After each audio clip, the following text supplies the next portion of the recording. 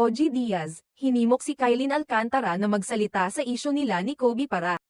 Muling naging usap-usapan sa social media si OG Diaz, isang veteranong komedyante at kilalang talent manager, matapos ang kanyang pinakabagong episode ng Showbiz Update vlog.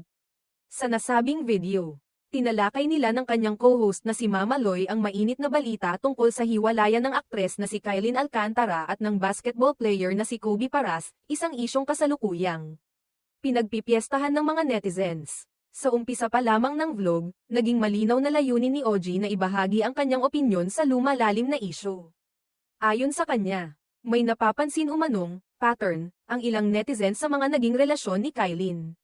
Ito na nga, Diyos ko. May mga lumalabas na raw na pattern, ani OG habang kausap si Mama Loy. Bilang bahagi ng kanyang komentaryo, binalikan ni OG ang dating ugnayan ni Kylin kay Mavi Legaspi, anak ng mga